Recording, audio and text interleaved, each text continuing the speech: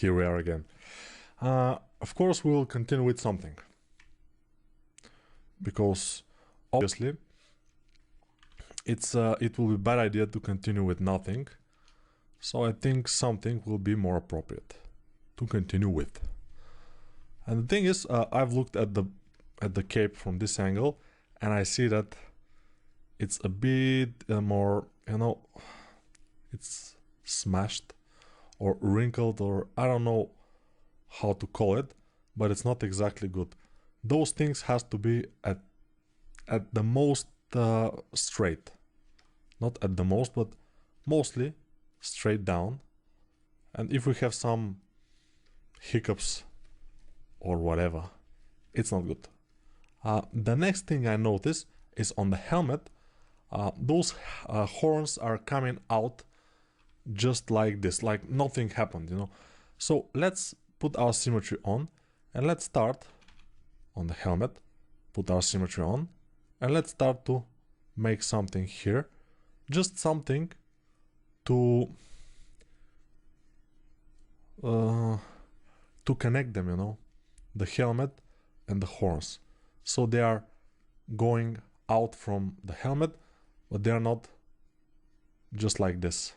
They have like a hole, and this hole is dig, and it has some kind of a border, stuff like this. It's not in the concept, of course, because concept is very, very slim, but with just the standard brush with Alt, I'm just trying to make it a bit more alive, a bit more grounded to reality. Although for a stylized concept, I told you that this could be not very good. But I think in our case, it will work just fine. I will go ahead and do this with the damp standard brush and Alt. So I am subtracting with the brush, and this is the result. Not exactly perfect, but I will smooth it a bit so it's not that prominent and not that sharp. These sharp, tiny things are not good for a concept like this. If they are tiny like this, thin, they should be not so sharp. So I made it not so sharp. Let's try something here. So let's just try this. Just try to have something like this. It's not exactly bad, I think. It could work, probably. But I will make it and then Control Z if I don't like it, because I want to see if the overall look of our character, the overall design is changing a bit. This is adding kind of interesting thing to our model. I'm not sure. I have to think about it. Sometimes we have to just think about it, We have to think about it. We don't have time to think about it. Either it will be this or not. Or let's Control Z a couple of times until this disappears, like this. And this was Control Z a lot of times. And I will just, okay. ZBrush, when we have so much undo done, it will ask us if you want to continue from here, because you will remove 55, 56. Undo histories, we say yes, because we are kind of evil, and we will completely remove those histories. And since we have made them for less than a minute, probably it won't be such a loss, which is cool. And I will divide one more time those horns with Control D. Control D is adding subdivisions, and with Shift D we are going down subdivisions. But if you want to go up subdivisions, it's not Control D, because Control D is adding, and when we have already existing subdivisions, we go with just D. And you can of course see that here in the geometry tab, lower S is Shift D. Pressing Shift D, we go lower S. Higher S is just D. And divide is Control D. So most of the things in ZBrush are made with Control Shift and Alt, which is very convenient because you know that those your fingers of your left arm or hand should be on Control Alt and Shift. And yeah, most softwares I think are like this, but ZBrush is a lot like this. So it's pretty cool. Hopefully I'm not moving the model too much, because it will result in the camera lagging, which sometimes I even cannot fix in post-production. Too bad. But that's the way it is, you know. It cannot change that. Just the way it is. That's just the way it is. Okay. Let me think what we could do next. I'm not so sure about the horns yet, so I wanna fix myself on them a little bit longer, but let's go to the sword for now. I will have to apply the subdivisions because they are not applied yet, and I will go with... so here the subdivisions are not enough. You can see, because we don't have enough polygons in this area, so I will Control Z a few times until we don't have subdivisions, then Shift D to disable the dynamic subdivisions, and then I will add some poly loops here because I will need them, or edge loops. So I'll go to some edge and just click, and by default it will add an edge loop exactly on that spot. And yes, when we subdivide those, our sword will be a lot more polygons, but also we'll have the ability to make some detailing, because otherwise we don't have enough polygons to do that. So now we will have enough polygons, which is very good for me. Alright, I've added, I think, enough polygons, so now we can dynamic subdivision, apply, and then let's try to do it with clay tubes, one of my favorite brushes,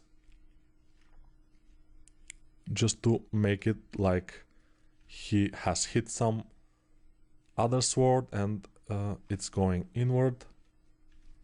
It's not perfect, but I think we can do it.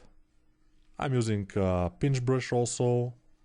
I'm using whatever I need to make it work. So now it's looking a bit more interesting, a bit more like it should be. I will make this a bit like this. Yeah, I'm sorry if I sometimes speak like riddles. This like this, and this a little bit like this. But when I'm working, sometimes I just cannot speak that that good. My thought is not exactly like it should be. Thought process is lacking. I will make some things like this, just to add a bit more detail to this part of the sword. We'll have to continue them on all sides and connect them in this area.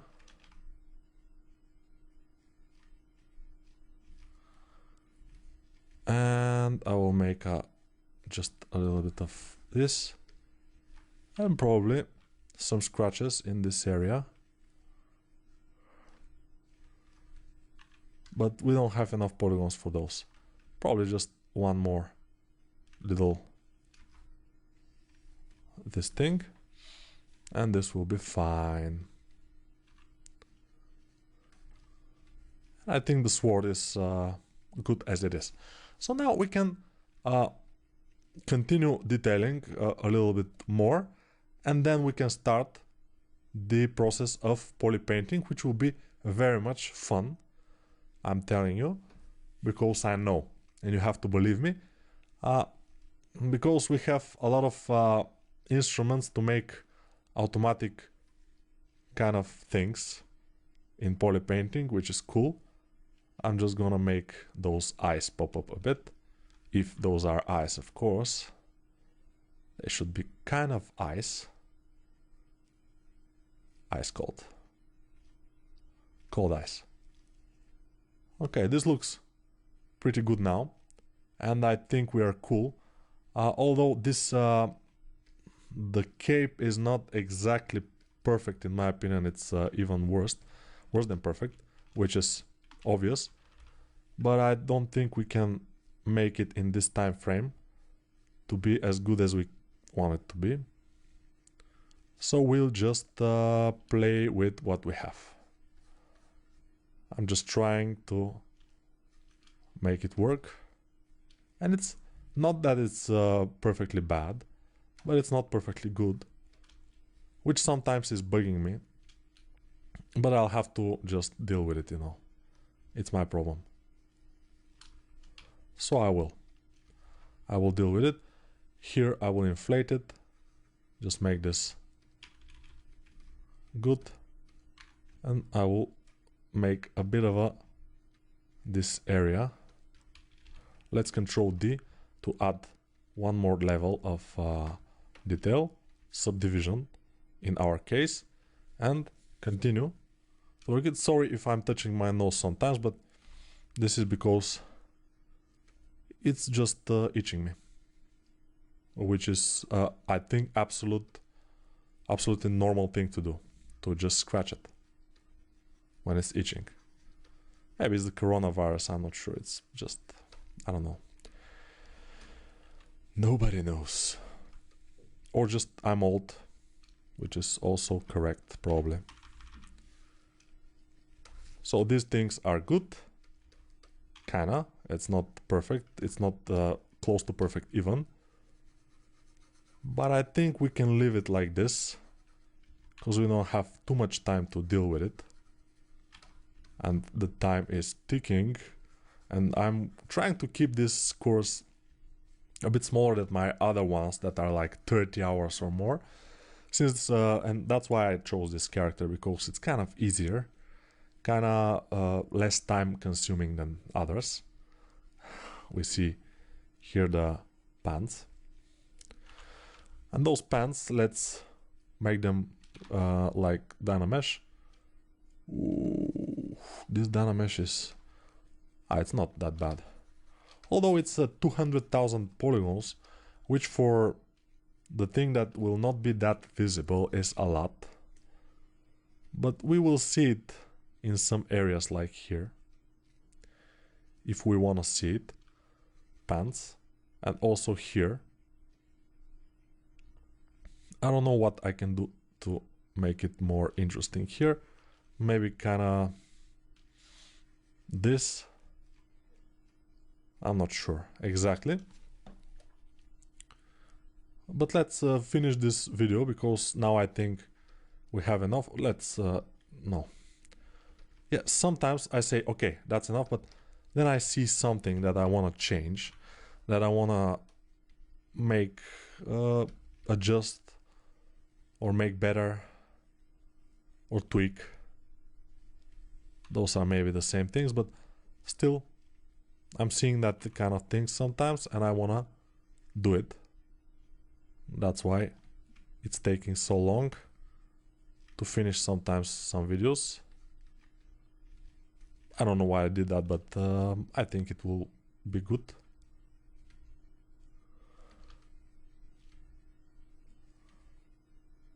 Alright. Now, let us continue with going to... I think everything has subdivisions now, which is important. Or everything is high subdivision also is important. And we can continue next video to start making the poly paint. It's important to have a good poly paint, because we have a stylized character, and we don't want too much shadows and stuff. We'll get almost all the things we need from the poly paint, but let's do that in the next video. Now guys, very important, let me show you the basis of poly painting in ZBrush.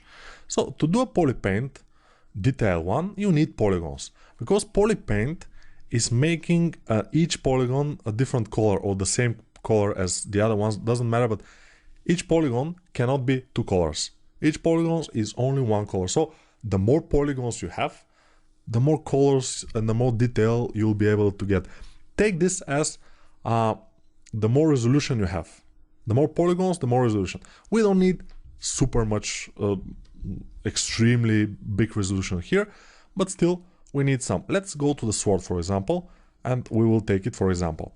Now I will Control-Shift-Click on just the blade, so I can work only on the blade, because I want to make something on the blade. I will just play with it a bit with the high polish brush, just doing some stuff. And okay, so what I want to do now is if I want to fill the object here, I will go to the color I want. For example, let's try this color, which will be yellowish, like this. I will try to achieve something like this. So yeah, let's try this color. Let's fill it. Okay, it's kind of good. But now we want the edges to be whiter or just lighter. So we have to fill object is with what we choose the color here, and then we press fill object to fill it with that color, the object we have. If we have hidden something, it will not be filled. So that's why I hid the handle. And this is, I think, in color, fill object. It's here, yeah. This button, we have put it here. It's very important. Color, fill object. And I always put it here because I don't use anything else from color except for fill object gradient. I haven't used that ever, but whatever. So now we need a whiter point. So let's go to mask. Masking here is below geometry and everything. It's here in the middle, around the middle part. Masking. We open it, and then we need this mask by cavity here. Mask by cavity. Mask by AO, ambient occlusion, is also good, but it's very slow. Mask by cavity, let's just press it by default settings, and we see this. It's masking some cavities. We don't need exactly this for this part. We need to make this curve go a little bit downish like this, and mask by cavity. And now you will see that we have masked very much a lot of areas except for those kind of peaks, which is kind of what we need. But let's try more to increase the blur. No, to decrease the blur. Okay, and then to decrease this mask or decrease the intensity. Yes, the intensity of the blur of the mask we can increase or decrease it. And now we can, of course, with Control, add some mask in here, and we will be completely alright. Of course, we will always have to push the things a little bit further with doing it by hand, you know. So now we have masked some areas and we want to make them lighter. How to do that? It's very easy. We can hide the mask. It will be there, but we won't be able to see it. With Control H. Control H will hide the mask. Now the mask is there. If I try to run my my standard brush, for example, I'm on standard brush, and if I make it with RGB like this, this is my alpha brush here. The alpha brush is exactly standard brush with RGB. Of course, the RGB intensity doesn't matter, but let's place it on 100, and we start with dragging like this. And you see, I'm dragging a lot, but I only color the places that are unmasked. So Control Z a few times until the red disappear. We don't need red, we need more like white. So I will go with white and just drag, because I don't want it to be on full intensity. If I want on full intensity, I will go full object. But this is not what I want. I want it to be a little bit. So I'm dragging with my tablet without pushing it too hard. So it's a little by little. And also, we may wanna make this white a little bit yellowish, so it's not exactly super white, because white is boring, black also boring, yellowish kinda can do the trick, you know, but we'll see. So I'm just dragging, and now we see this. And this will be our final result. We can always make again the mask, but now I will Control H to show the mask, to show you that I can just erase the mask. We can do the same thing for here, for this, but let's do it for both. Let's again mask by cavity. We have this, and we can go with some brush to make this lighter areas. Let's decrease this and make this even thinner. It will be better.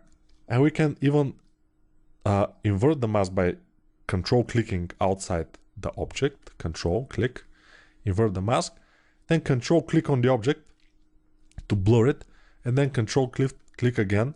So now the mask is a little bit blurred and it's a little bit more interesting probably. I will fill it with manual masking here. And then it's kind of okay. Of course, I will fill it with manual masking more, because I think it's necessary here in those areas. It's too small. And we need a little bit of, just a little bit.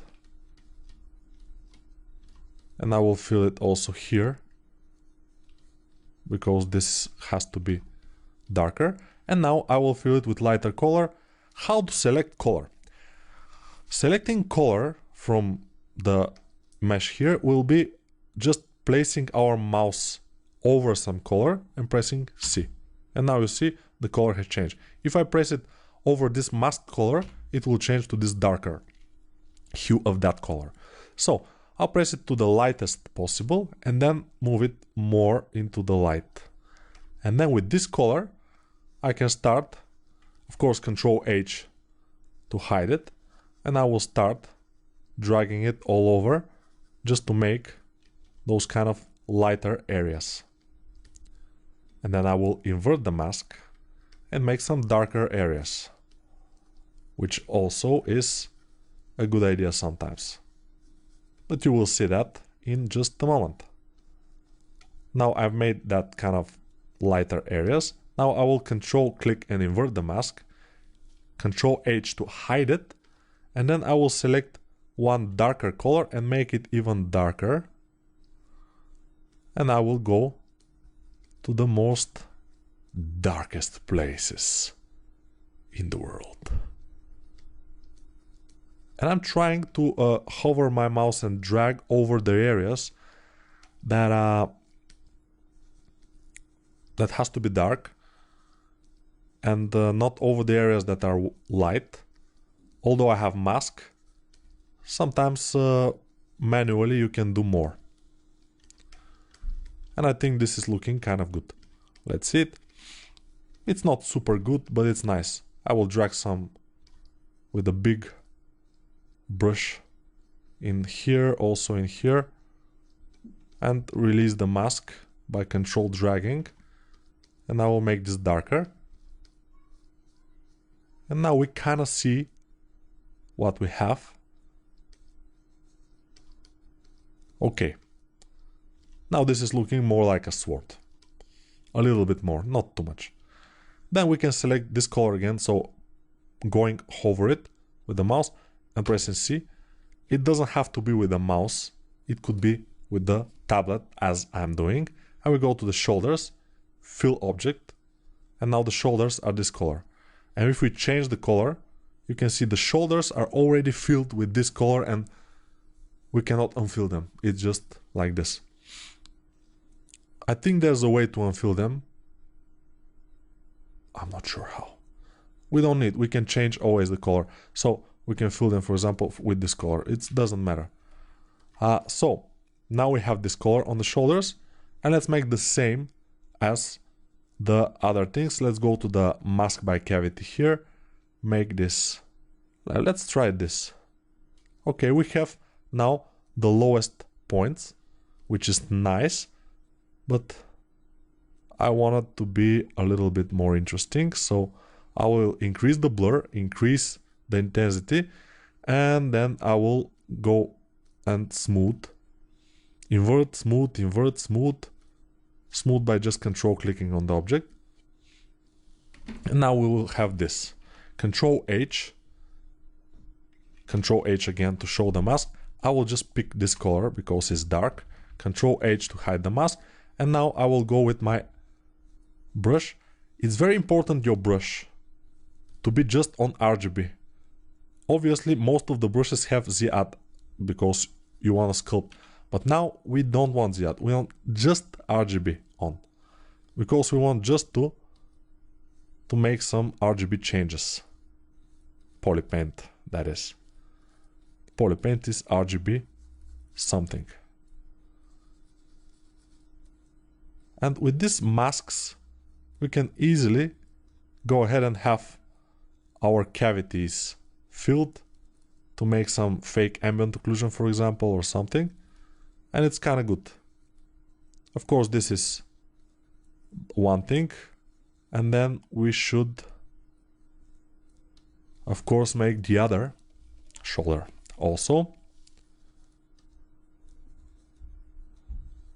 And I can kind of go down to RGB intensity and just fill object with a little bit of this color. And then we can press C and just drag the normal color and draw with it. And that kind of fills it. And we need to do it because it's a bit more this color. Also, I like on the shadows, on the shadow areas, on the color to be more vibrant. This is not exactly vibrant. So let's see if we have mask. Okay, we still have mask. So let's go to more vibrant color. This one, but more vibrant, like here, and more reddish, like this. And just go to RGB intensity low, Control H to hide the mask, and just click it. And now we have this color a little bit more vibrant, and again it's going there. And now I'm selecting with C and dragging. You have to have this artistic feeling. I cannot teach you this feeling exactly what to do because I'm not doing it exactly like it is on the concept. I'm kind of doing it like this, but I'm more or less putting some darker color in the crevices. And now I will move this down to be able to put lighter color on the other parts. And you will notice that in just a minute. I will play with the Z intensity here, with the intensity of the cavity. And this is looking kind of good, but kinda. We'll see if it will work. Probably it should be a bit thinner, so I will do this. Yes. And now I will fill this with lighter color, which is kinda this. Fill it, Control H to see what we're doing. Fill. Few times I will fill it, and then I will go with C and just drag with RGB intensity bigger. RGB intensity is basically how much color will be applied in one stroke. And sometimes we need less color, sometimes we need more. That's up to you, of course. And probably because I'm rotating and moving too much the model, I will have problems with my camera, but still it has to be done, you know. You cannot do it without this. And here in the inner part I will place just more black, no, but this darker color here, I will select it. Then with a brush which is lower, I'll just drag a few times without mask. I will drag here and here and inside there and there. Some subtle things, of course, but they are making the difference, you know. I will also drag here just to make this darker, because, you know, the light is most of the times coming from the top, so those planes that are turned down should be darker. That's just obvious, and we should consider that always.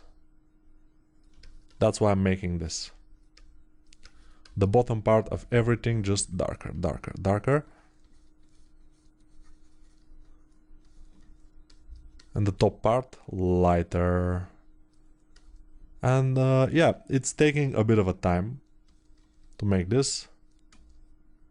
Already half of the video and more is gone.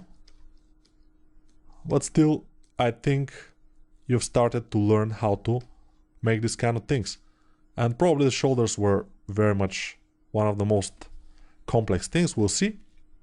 Now let's do the same. We have something to pick on. Let's pick this color. Fill this a lot because it's RGB intensity 18. If it's 100, we can fill it just once and the whole color will be there. If we fill it little by little, it will take a while. And then we can mask by cavity. And now most of the cavities are masked. We have this strange thing going on inside, but we don't care because the inside doesn't bother us that much. We will take this color.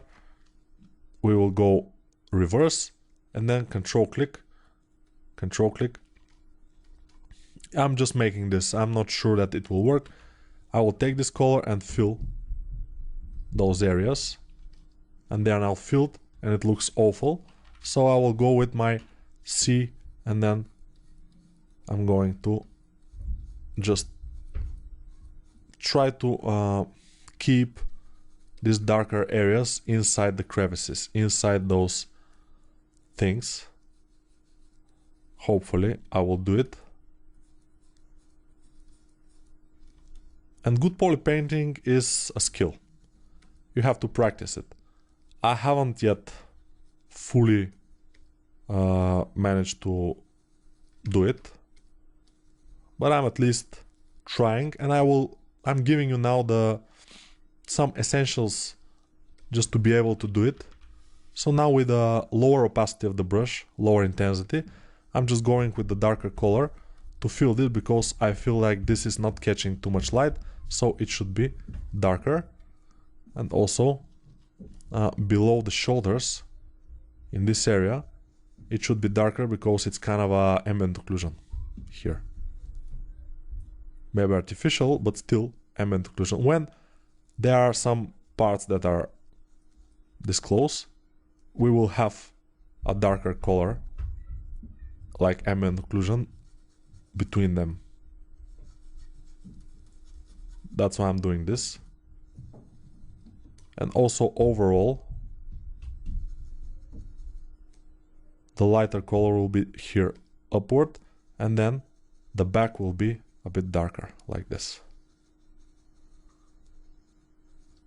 And here will be lighter, so I will select the lighter color here and just try to apply it in this area on the top. Of course, it should be a bit more saturated, I think. Yeah, this is kind of better. And then we will do the same thing all over and all over for the helmet and for the other things, but this will be in the other tutorial, in the other videos, in this same tutorial, in the same course. Don't worry. So see you in the next one, of course. And here we are again. We'll continue with this model, but the thing is, we have a little bit darker things that I don't know if they are good, but we always can go to the detail that we have darker things, go to the alpha brush or our standard brush with RGB selected and no Z add or Z sub, so only RGB selected. Press C on a lighter area here and just drag a few times. And probably it should be okay, but it's not. Let me see why. We have standard dots, we have this color, we have RGB intensity, everything, fill object. Okay, when we fill, it's okay. Because I've restarted ZBrush. And notice, I haven't checked this spotlight projection off. And that's bugging everything. Is it off? It's off. And again, it's not working. Maybe we have a mask?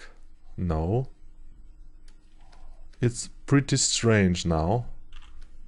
So let's see if my brush is, so this is the standard brush, this is RGB on, it should be working as an alpha brush, but it's not doing kinda anything. Let me think.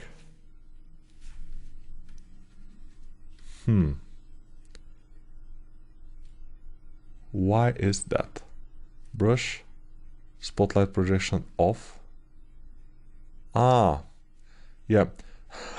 In alpha and texture here, this is the third option from bottom down. So smooth clip and alpha and texture, polypaint mode was 2, which is colorize. We can have standard, colorize, multiply, lighten or darken, and I was in colorize because I was coloring some things here. So now it should be working just fine. Yes, it is. So yeah, it was on colorize. That's why it was not working. Yeah, let's go to a little bit lower RGB intensity and fill this couple of times, just to not have these very, very dark areas. Also here probably it will be a good idea to do that just once. And let's fill the helmet also with this color, but this time with RGB intensity 100. Okay. And now we can go for the helm and do the same thing with the masking. Let's see, mask by cavity, color profile. It's very strange that the color profile here is this. By default, it's something like this. Yeah, mask by cavity. So yeah, it was strange, but still, whatever. It doesn't matter that much for us. So mask by cavity. Now I will invert the mask.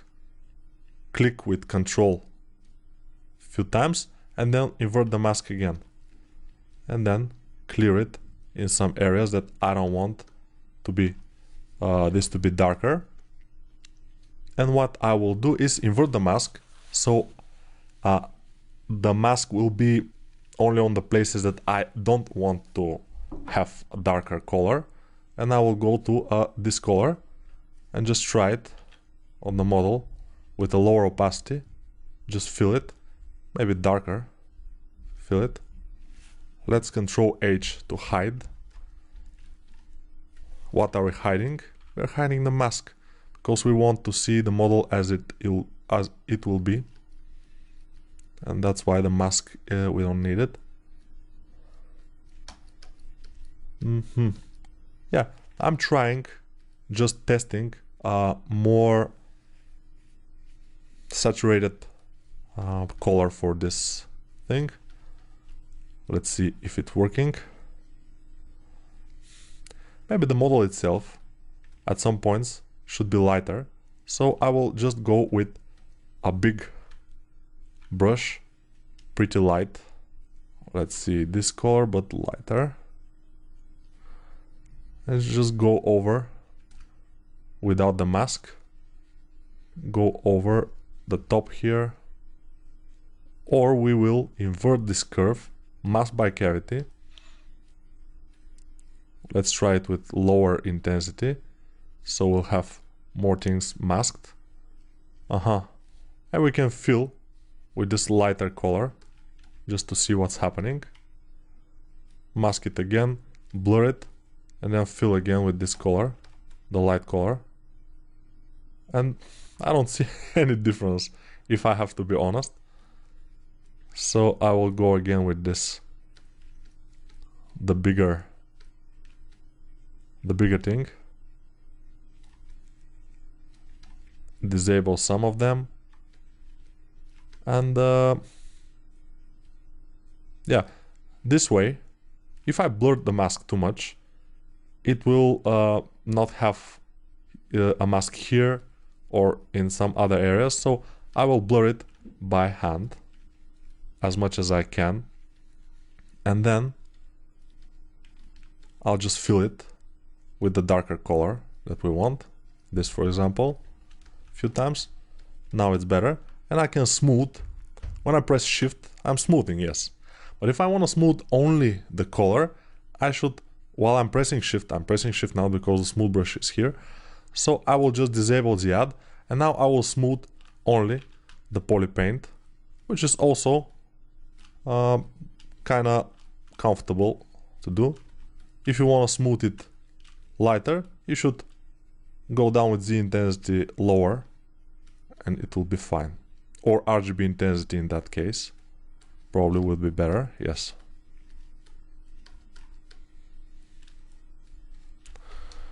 And now the head is kind of good. I don't know what else. Probably I could go with this darker brush with the standard with RGB intensity very low and just drag here in the front part, because if the light is going from above, it will hit this area and this area will be a little bit more on the shadow part. So I think this could be good. I'm doing it. Yeah, okay, now it's good. Let's go to the horns and just fill them with this color, of course 100 opacity. Then we go to mask again, and probably by default our mask is not what we want it to be. This will be okay. I will reverse it, and then no, this will be too much. So I'll take this color, make it a bit more saturated. Sometimes I forget things, of course, and fill this. But first, Control H. So now we have only our crevices. We can work only on them. I will Control H, and then I will fill once, twice, 3 times, and then with Shift I will smooth whatever I feel that it's too harsh. And it's starting to look pretty good. I think we have done a great job here for the horns. Let's go to the other parts, like this. Maybe the horns we can do a little bit more on the bottom part without the mask. We can just draw with this color, just to have more like an ambient occlusion or some kind of a shadow.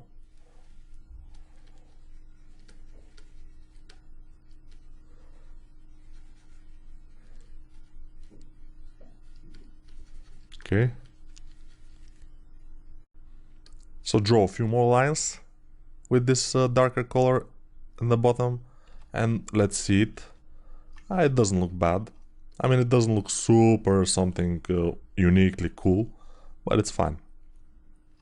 And now I will go to this part and fill this with this color, but this color is a little bit more saturated and I think it's more appropriate. Other color, the other color that we have put is not that saturated, and it was not that appropriate. It was too dark, I think. So let's go to this, press C on some light area here to have this, and maybe we should go to 100 RGB intensity and fill this. Then we alt click here, fill, alt click here, fill. Although for the hands I need to do something else, but alt click, fill, and alt click, fill. And maybe if we change the color now, nothing will change, which is great. So now we'll go to the armor. Let's see if we have lower subdivisions. Yes, we have. We need lower subdivisions mostly for the arms, because we will move them, especially this one, this no, but this one will move, so he can grab the sword in this way. So we need a lower subdivision for that, but we'll do that later. First, let's get into the poly painting of this thing. So mask by cavity, by default it's like this, I told you, and it's too much. I mean, it's masking a lot of things, not what we want. It's also too much, not good. So let's try something lower. It's too low, but let's try it like this. Invert the mask, click with control, invert the mask, invert the mask. So we need this. I'm inverting a lot. So now I will go with the standard brush. with a little bit lower RGB opacity, and I will hide the mask by pressing Ctrl H to hide the mask, and then I will go and just fill the areas I want with this bit more saturated color. And it's nothing too much, of course. I will disable the mask by dragging outside, and I will just try to fill some of the areas here in the bottom with this darker color. And then I will smooth it, or at least try to smooth it. It's unsmoothable. Disable the mask, smoothing. It should be smoothable though. I don't know why it doesn't want to be smoothed, but whatever. The thing is, we need the other way around. The mask to mask the light parts. Probably it would be better. Okay, I'm trying to smooth those things. It won't happen. So let's mask the light parts like this. This seems pretty much okay. And now I will just hide the mask by pressing Ctrl H, and then I will go to a much lighter color and fill the object a few times. Although this lighter color should be kind of white. And I can go ahead and fill some areas by hand with this white color. And it's cool. So now we see this is too much saturation, obviously. I will go ahead with this a little bit crazier brush, a little bit darker. Just go ahead and push those planes that are pointing down. Make sure that they are a bit darker. And also I will try to make some kind of a ambient occlusion, artificial one, although we will probably have ambient occlusion after that when we're starting to make passes in Photoshop in ZBrush to go to Photoshop. That's my idea. And this RGB smoothing is not exactly working as intended. It's working now. Probably it should be at 100 everything, and then it's working. Before that it was kind of working, but not exactly. Now it's working, and I think the armor is ready. We don't need to do too much on that. Let's go to the legs. Let's make this mask again. I mean, this method of coloration, it's not super... you don't have to do it. It's my point. You can do it, or you can not do it if you want. I mean, it's up to you. Because it's... when I'm doing some kind of a realistic models or something, I rarely do this. This is only for things that are more or less stylized. Otherwise, you should just fill and maybe do some stuff with the poly paint. But you know, this is a tutorial for beginners, and I wanted to show you how it's done sometimes. And you can choose whether to do it or not do it, you know. If you like this method of coloring, you can of course make it work on your model. If you don't like it, you can just forget it or just do something else. But I'm obligated to show you, and sometimes it's giving us a pretty nice result. Not the best though, you know. You have to be good at coloring also, which I am not exactly, I will admit it. I'm kind of experienced a little bit with coloring, but not what you call good, you know. So yeah, Ctrl H, making those things darker here also. here, this area, not too much. Saving project file, ZBrush, thank you. Thank you, ZBrush, for taking care of us. It's very nice of you. ZBrush is pretty cool. Sometimes even when it crashes, it saves the autosave, which, by the way, is in Lightbox quick save. Ooh, a lot of things. Okay, yeah, I do some figures on the side, so it's, you know, I do stuff. When you can work with some programs, you can do stuff, obviously. I will lower the intensity so I have this on the edges only, and maybe up a little bit. Yes, this is okay. I'll go ahead and grab a lighter color, and then Control H, and just go with the lighter color to have this edge advantage, edge retention, or just edges going on. We are left with the arms, and we will do them in the next probably video. And also the cape, we can do the same for the cape. And also let's do, oops, not dynamic, let's do this a bit. So let's get this, get a darker color, and just fill this with this darker color here, since it will be like an ambient occlusion from the armor and stuff. So it won't be the color of the cape, it will be darker in all cases.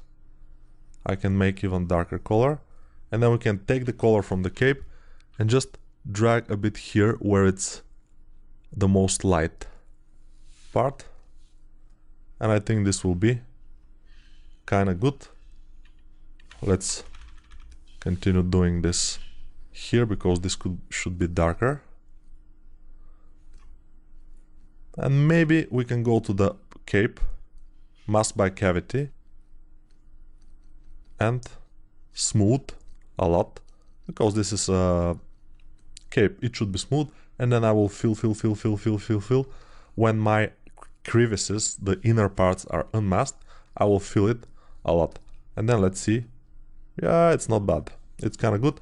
And also we can drag with the darker brush here on the upper side, where it should have some kind of ambient occlusion. And that's kind of it for this video. We'll of course continue in the next one, but the models start to look pretty good. Of course, we will move the light also, we'll do some other stuff, but for now, that will be it. So guys, let's first talk about a little bit about saving here. You have to save often, like I told you already, in ZBrush, because it's usually, sometimes the power goes off in your computer, goes out and everything. So there are things that could happen. It's good to be prepared. So in order to save often, you need a good shortcut for that. And I made my shortcut and Control S to save a tool. This save as, Control S. You see the shortcut here. Control S. By default, Control S is assigned to save a file here. But since we don't save a file that often, Control S, I save a tool. So I save after every video, and that's a good thing, because now my ZBrush got restarted again. Something happened, and now I have to go to again to show you how to put your texture inside, not texture, your reference. So texture, import,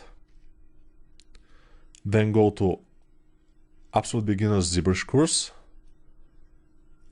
this crop, open, then go to texture again, click on it, so it's here, click on it here, so it's here, and then go to add to spotlight button, which is this one on the right. Then it's here. Then with this button here on the top, you see it, we make it smaller. And with dragging inside the circle, not completely inside the center, but between the center and here, we're dragging the picture.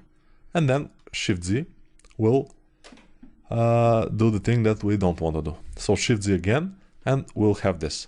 Z, only Z, I'm pressing Z now, or Z on the keyboard, it's very easy. It shows the controls for the spotlight, but we don't need it. Now we go to brush, samples, and we disable spotlight projection because we don't need it now. And now, since we talked about it already, we'll go to the hands or the arms, and we'll make a polygon. We'll make their kind of poly paint, not polygroups, poly paint. So now, what do we need? We need geometry open, we need poly paint, no, masking. Mask by cavity. Not super bad. Let's see. Okay, this is cool. Blur a little bit more. Okay, but I will disable those since I don't need it. And this is cool. I will reverse the mask. You know how to reverse the mask, right? Control, click on the canvas. And then control click on the object will blur the mask. Then control click on the canvas will reverse the mask, but we need it to be like this. So I'll control H, but first select this color, which is darker version of our color. So C, and you see here, this color is here now, the mask color.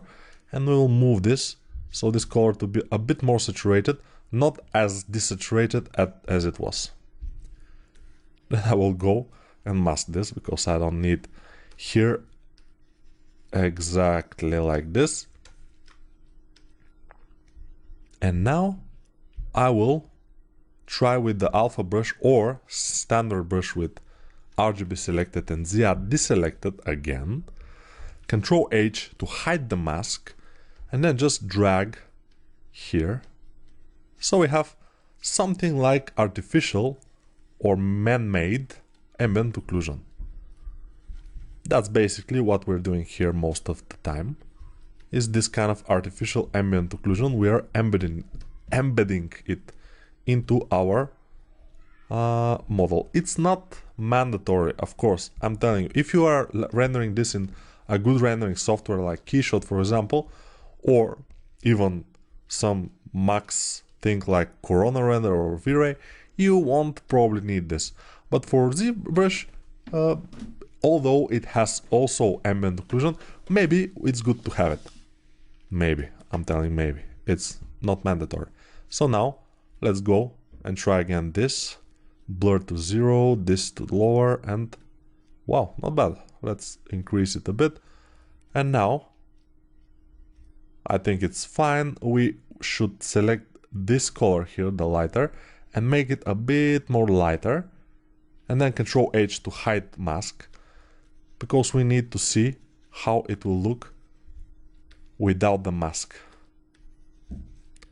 And it's looking rather good, not perfect. I will just smooth it a bit here, it's not good. But a little bit of smooth never hurt nobody. Just a little bit, because a big smooth will hurt, definitely. So now we don't have mask because I've made this control dragging outside the canvas. I will select a darker color here. Let's select this more darker color, and I will just lightly draw where I think there should be ambient occlusion.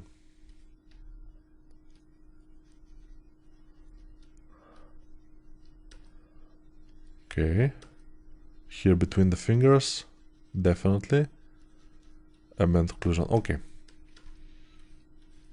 I think this is good. Let's show everything. And now while I'm dragging, I'll have to be very careful because my CPU will go to up to 100 and everything will be gone to hell. And I will do a little bit of ambient occlusion around this area here, which is completely good.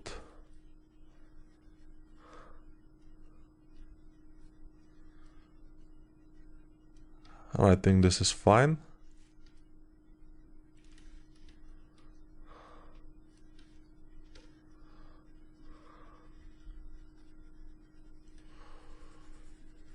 yeah, this will be darker. Also probably we'll need a bit of it here in this area around this. And of course now I think it's good. Let's go to this one and make an ambient occlusion around these corners. And this is kind of a shadow thing, but whatever. Let's mask by cavity, inverse, blur, inverse again, inverse. Yeah, when we blur it, we should go out and make it work like this. I'm just drawing with the darker brush. Okay.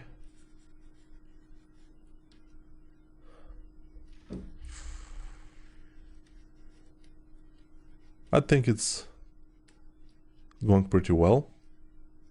Hopefully I haven't made a lot of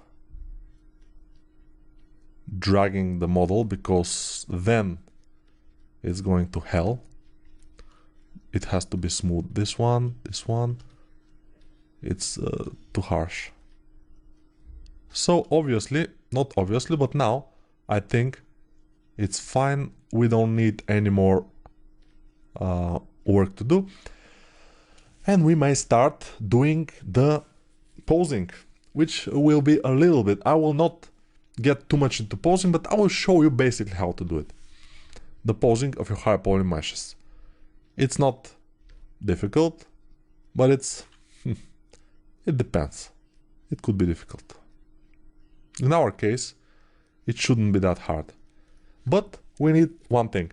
We need those hands, because we will move them, mostly them, to have a lower poly version. They don't have now. They have only this higher poly version. They don't have low res or anything. They just have this. So, how to do it? I will show you now, very carefully. In order to make low poly version of this, we need to duplicate it, then zero mesh it to have the lower poly version, and then subdivide and project the higher poly, which is on top. But first, shift click on the eye. When we click on the eye here with shift, we just have the visibility of all the layers either on or off. And so now we will make the zero mesher of this poly, this tool. Let's zero mesh this sub tool. Let's zero mesh it and see what's happening. Yeah, I'm zero meshing on the lowest polygon count, which can be a little bit of a mistake, but we'll see. Let's see how much time it will take. A lot of time. We can rest until we are done, or I can pause the video and play it when it's done, so you don't have to wait, just me. So here it is. It's low poly, but I think it's good, it's bearable. So Control D will add subdivision here. So you see now we have two subdivisions and we can project. If we disable solo, we see that we have our high poly active, which is important. We have to have the high poly version active above or below, but the tool that not active, visible, but the tool that's active has to be this one. And now project all, the poly paint, always yes. And now we see this, Control D, project all, Control D, project all, Control D, project all. And now it will be a little bit slower. Let's see how much polygons we have here. Yeah, we can make Control D again. And maybe even not project all, but let's see. I think we will project again. And this will be the last projection. Of course, now we will wait a little bit longer, because now we have a lot more polygons that has to be projected on. But it's done, and now we have the lower poly version. We can delete this, the upper one, and now you see Shift D, down, D, just D, up. And we have this higher port. Now we shift select this and we have everything active and visible. Now I will disable this guy here with Shift Z and we will make the pause. But first, let's go to the next video because it will be for the pause and then we'll continue. Okay, now let's do the pause. And the pause in ZBrush, when we have this kind of a object, is done by going to Z plugin, transpose master, so we will pause it. And in the transpose master plugin, which is those plugins are coming with ZBrush, so it's nothing that it's downloaded separately or something. No. So transpose master, we press the first button, T-pose mesh, and we wait. What ZBrush will do now is take all the subtools, take them to the lowest subdivision level, and combine them into one subtool here. And now we have this subtool right here. It's with the color of our color here. So with white, it will be like this. So that's why I made this arm a low poly, because I needed the lowest possible, so I will be able to mask it and bend it and whatever I need. So the sword, let's try to select the sword. How? Let's see. Okay, the sword is one group, which is good, and we can just Control Shift click on it and everything else will be hidden, and then we can mask it with Control click, mask it with Control click on the canvas, and unmask it with Control click on the canvas too.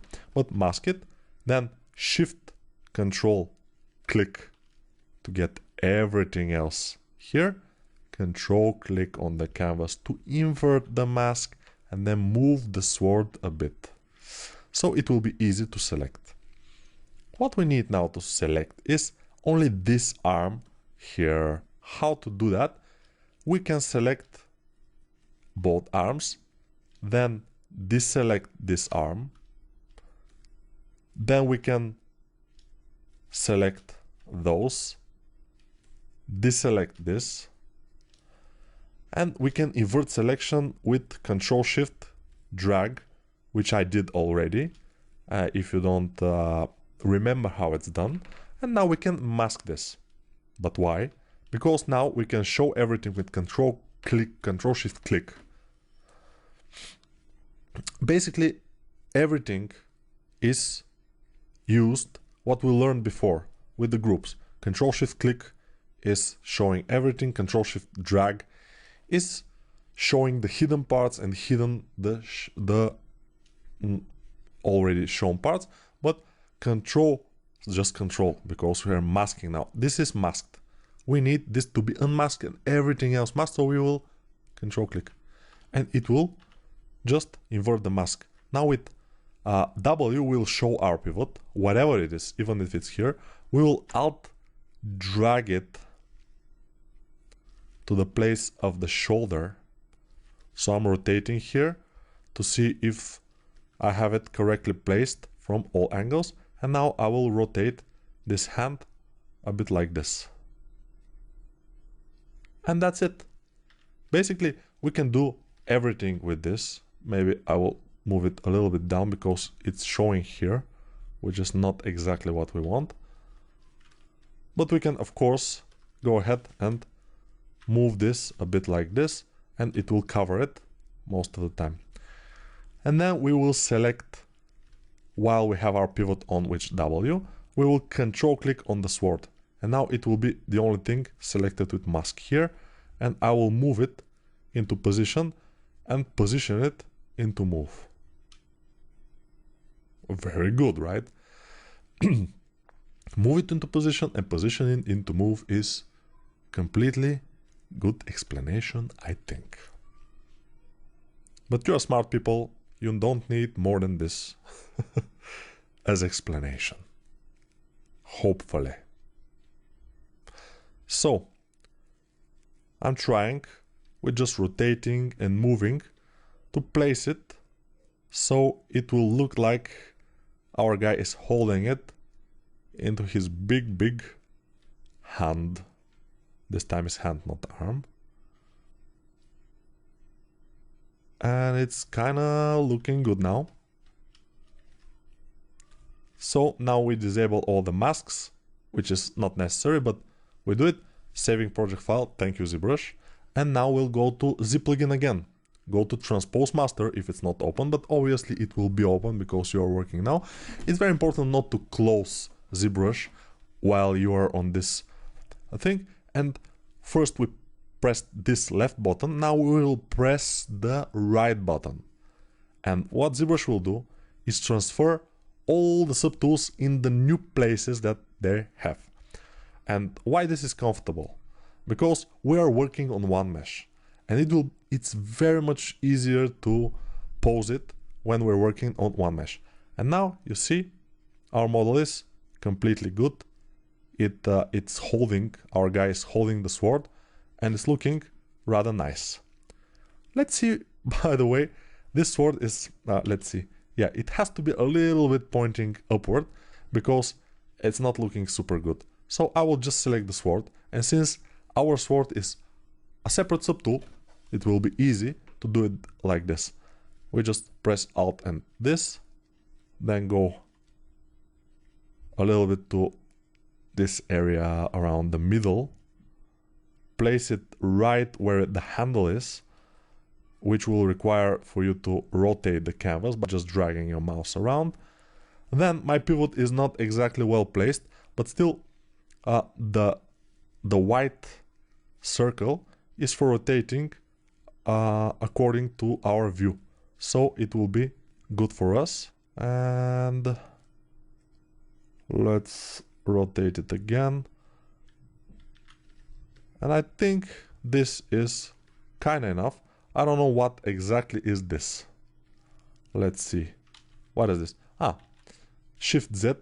I'm disabling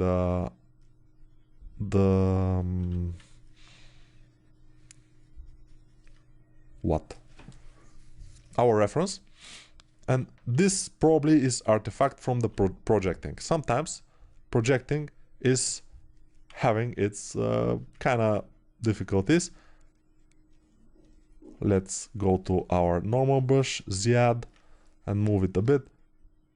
This is also a result of projecting, but since we have our elbow arm, it doesn't get serious.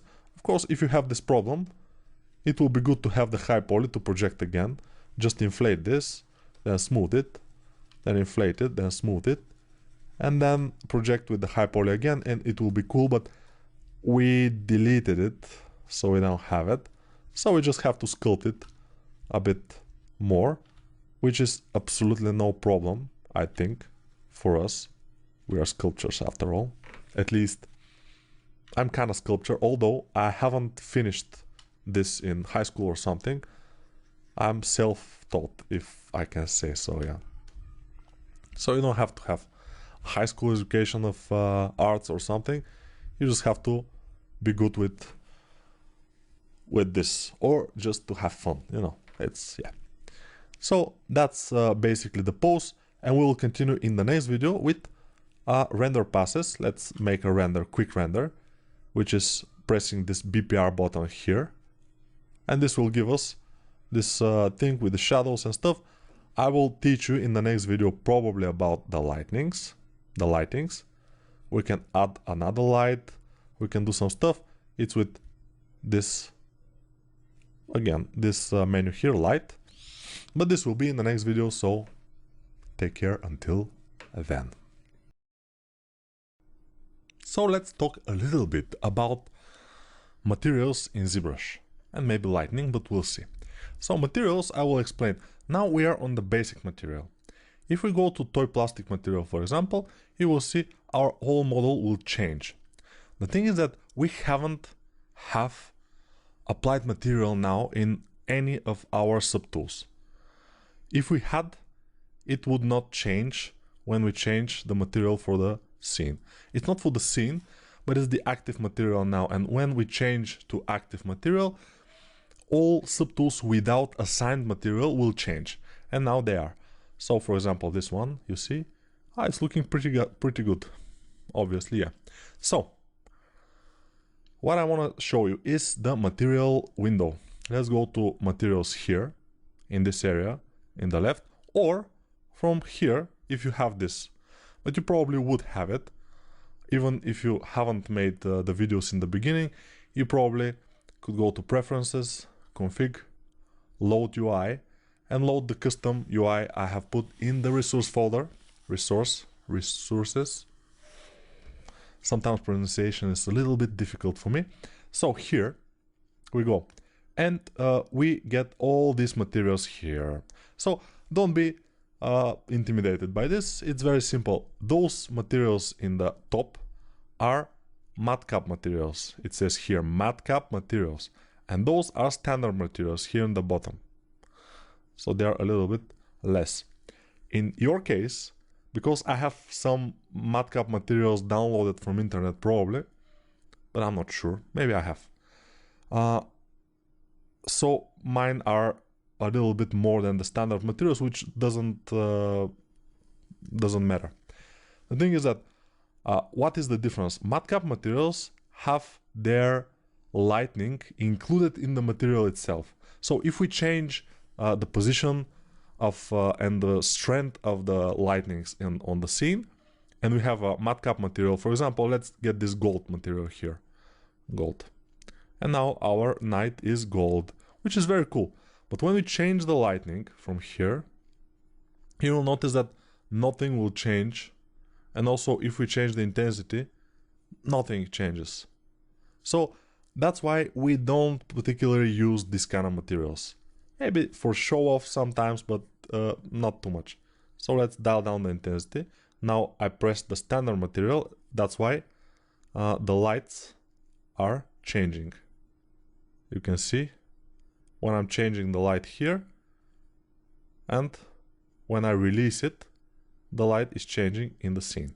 So basically, let's click again here. We have the matcaps, which we don't use, but they are fun. We can make clay or some other interesting effects. I think this is also interesting. This too.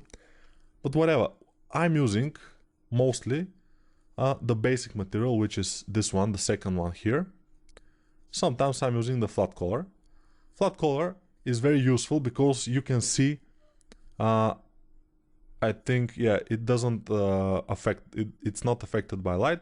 You can see only your polypaint. If you don't have the polypaint, for example, if I press Shift and click on the brush here, on the subtools. So on the subtools you have those things here in the front, and then you have brush and eye.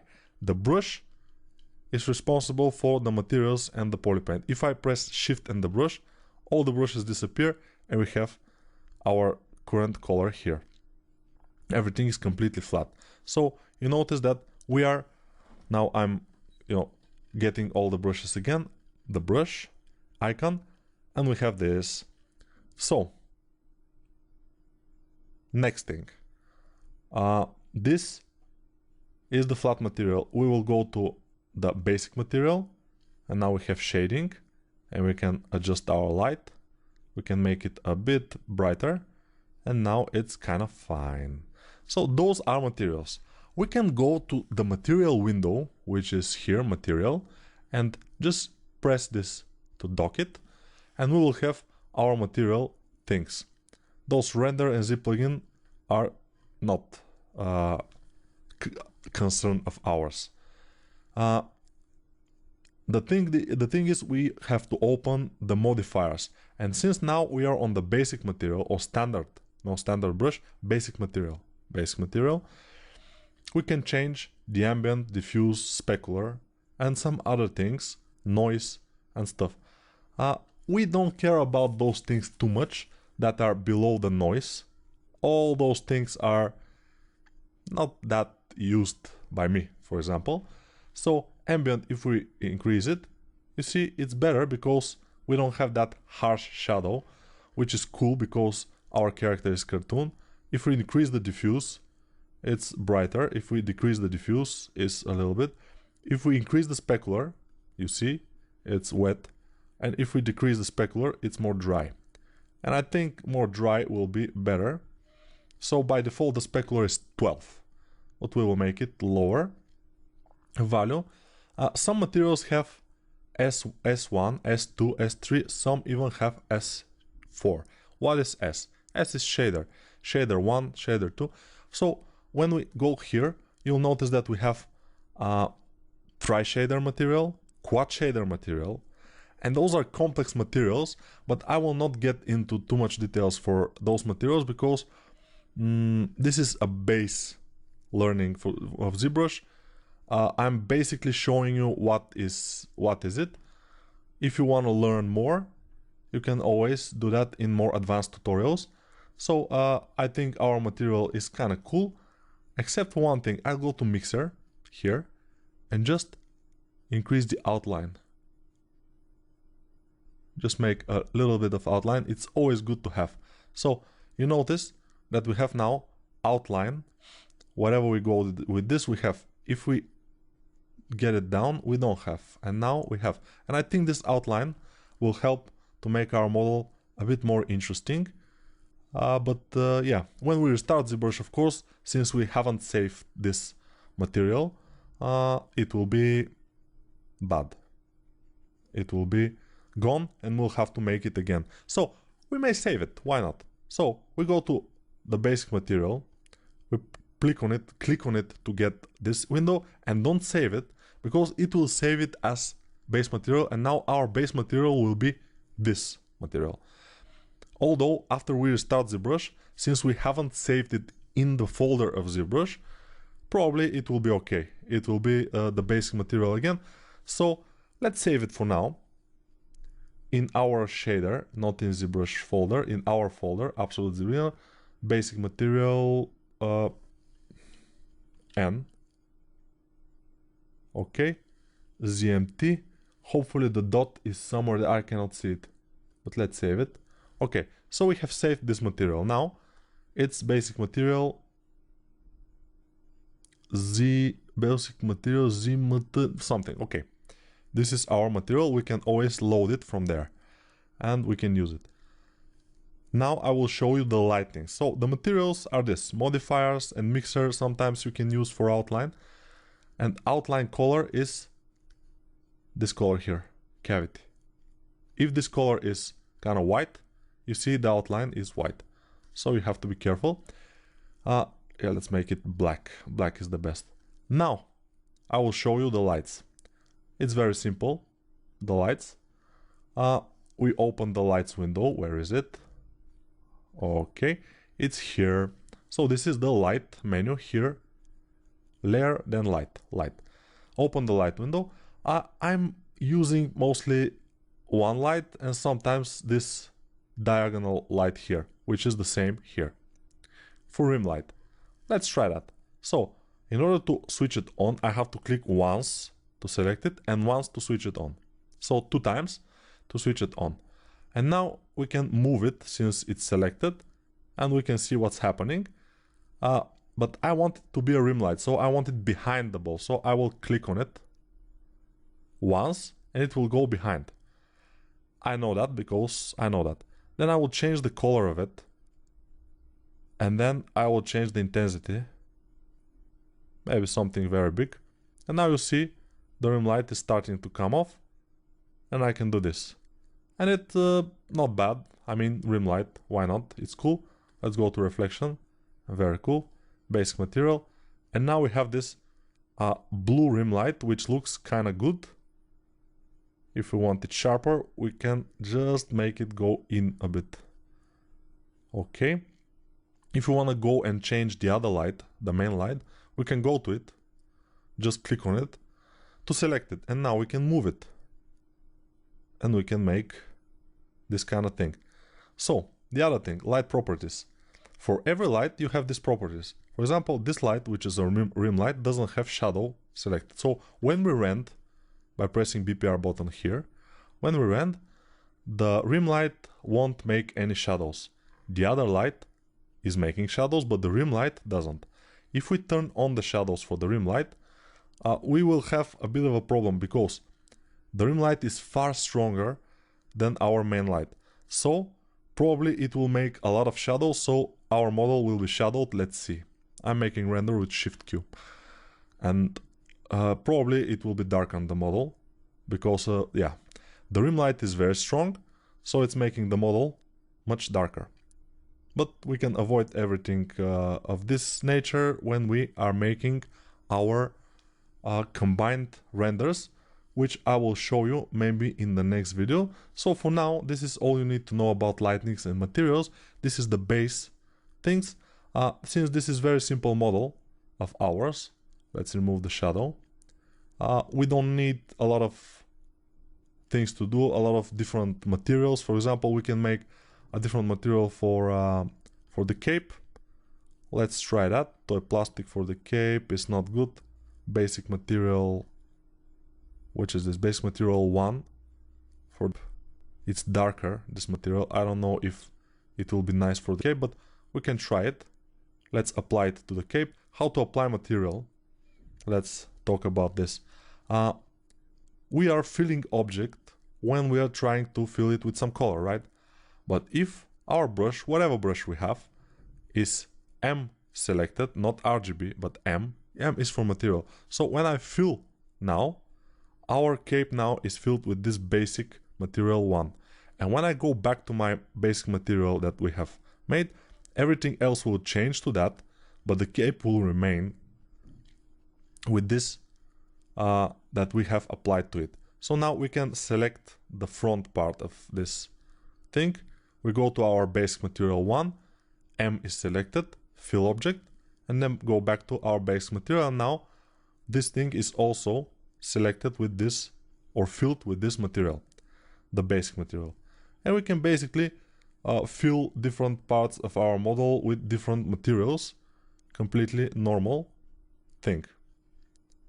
And that will be all for now, and we will see in the next video how we can start making probably kind of render in Photoshop, and we will be kind of done with the tutorial, which is pretty cool. And yeah, see you there then. So we have talked about the lights and materials a bit. It's just an introduction, so you can know what to expect.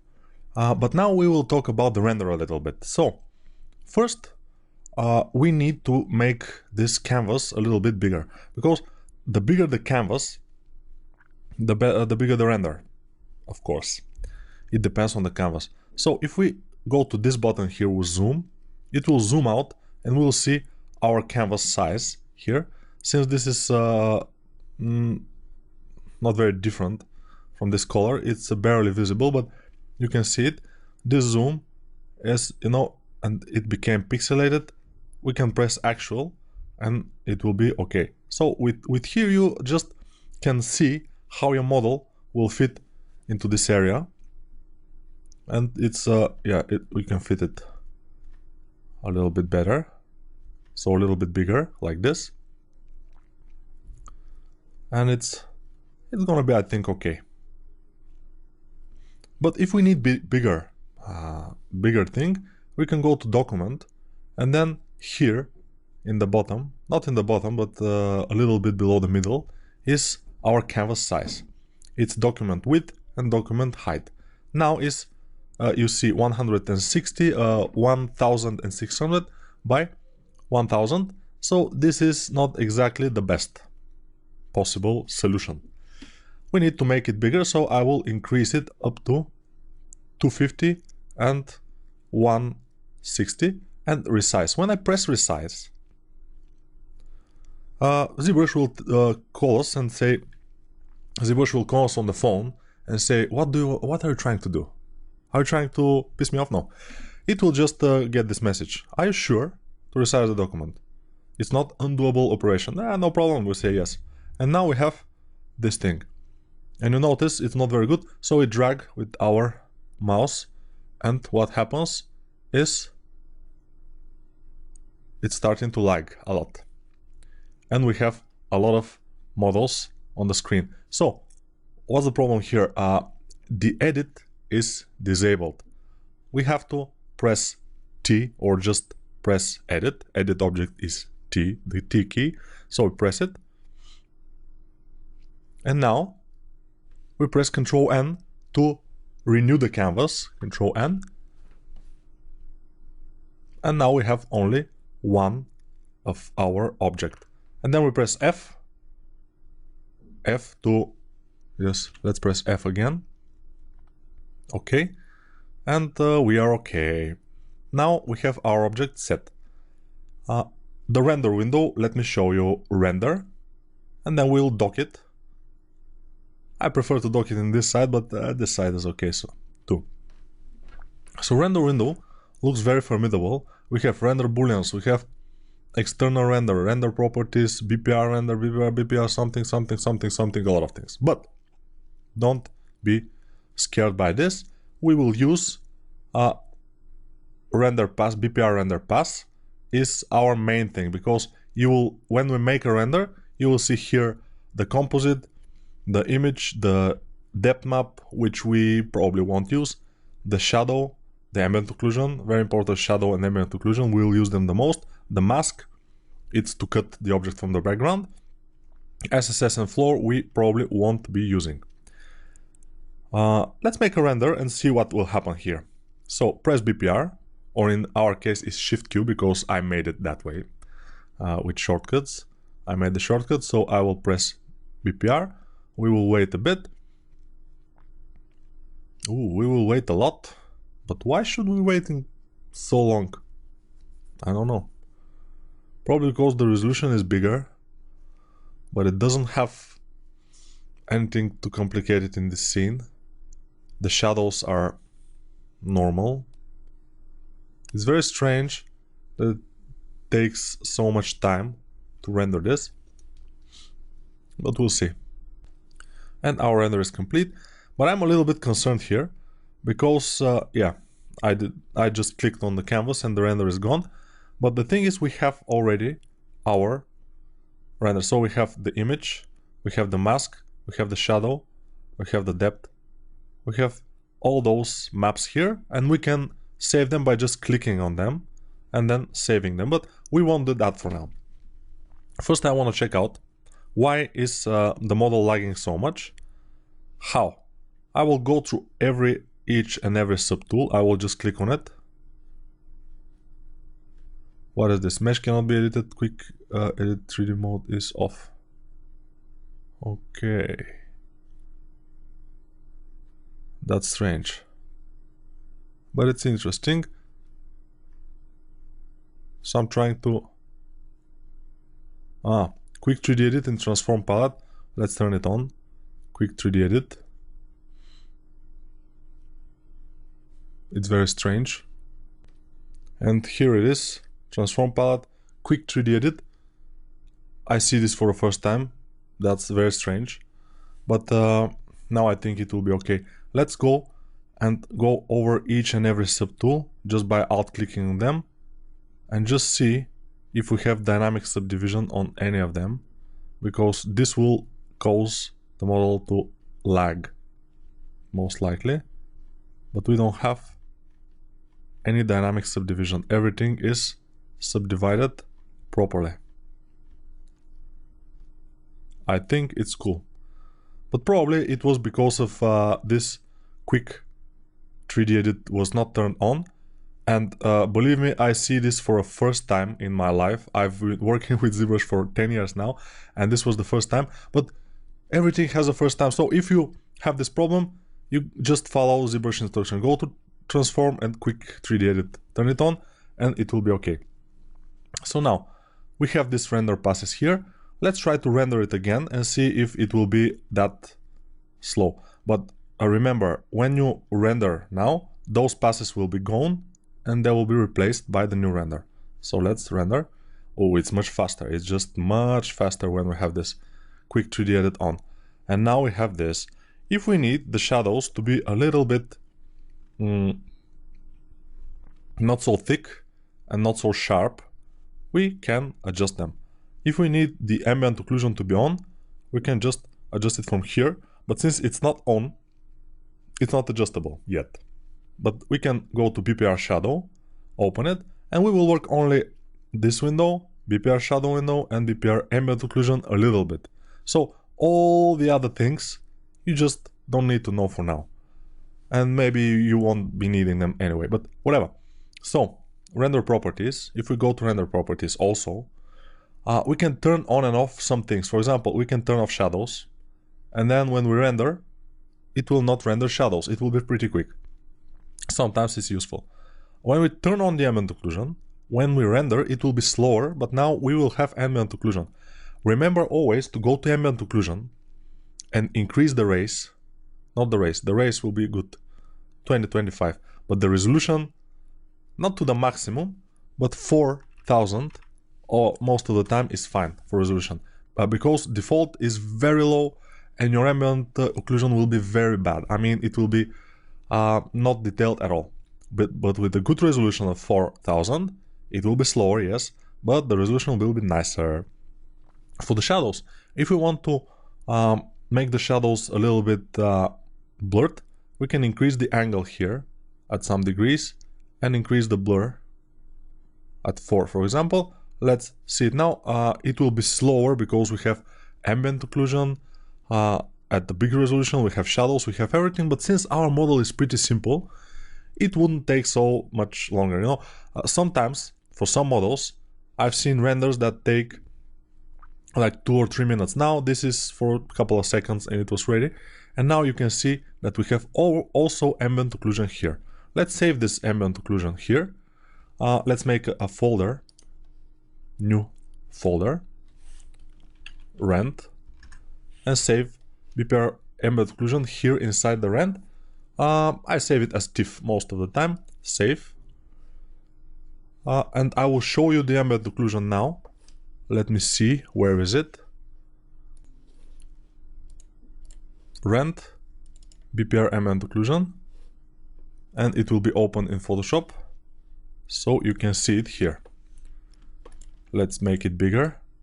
And you see we have kinda good ambient occlusion because we have all those things here on the horns and everything. We have detail on the ambient occlusion layer, which is fine. If the resolution is lower than 4000 or at least lower than 2000, all of those details will be very blurred and not very nice. So in the next video I will show you how to render, but let me show you one more thing just fast, and in the next video I will show that again. So let's make a rim light. To make a rim light, I always go to this light. So this is our main light, and I go to diagonal light, diagonal light. But let's go to the light, and this is the light. So you see, I switch it on by twice clicking on it, and I think I already did that once, but I will move the light in the middle and then just click on it. And when you click on the dot here on the ball, when you click on it once, it will go behind the object. So now the blue light is behind the object. We can make it a little bit lighter blue. And then the intensity, the ambient we won't touch. We just need shadow and intensity. That's why they're here. So the intensity, I will increase it like this, or maybe even more, or maybe even to a lot. So now we have this kind of very interesting rim light, but let's keep it not that big. And then let's see, the main light is here. We will move it a bit on the side, and then this light, we will move it a bit on the other side. So that makes this light on the left side here, and it's lit on. You see the ball here.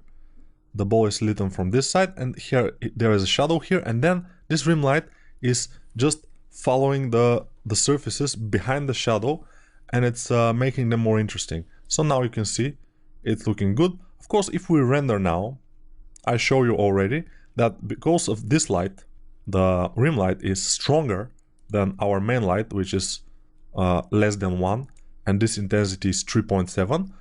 if the rim light doesn't have shadows, it will be cool. But if the rim light have shadows, then our model will be dark. Because the rim light, since it's stronger, will shadow the other light. Which is normal. Don't think that ZBrush is very good for rendering. It's not exactly the best rendering program. It's not physical based rendering, it's not PBR.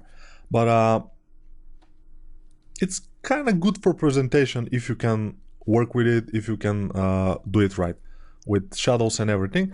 And now this rim light is looking pretty good, so I will probably, when we start rendering, we will render different passes.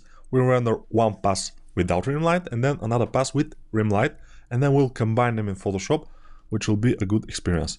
But now we can go ahead and try just one render with everything, but remember, without shadows on the rim light, because they will darken our model, since the rim light is pretty strong. So let's see how it will look without the shadows on the rim light. Maybe bad. It's kind of good, but also very interesting. Now our model looks a little bit dark because of the ambient occlusion. Ambient occlusion will be a separate layer that we will put in Photoshop above the object. We will make it with opacity. We even can make it color, not black and white, but colorful, because it will make our model look a little bit more alive. Now it just dulls the model. It's not good. So that's what we are gonna do in the next video. For now, just take care, and I hope that you already know a little bit more about the rendering window or the render window than before, and you know what to do, how to make your shadows a little bit blurrier on the edges, not so sharp, and also the ambient occlusion to be sharp and good. You need at least 4000 resolution is fine, and you see it's not that it's not slowing that down that much, so it's cool.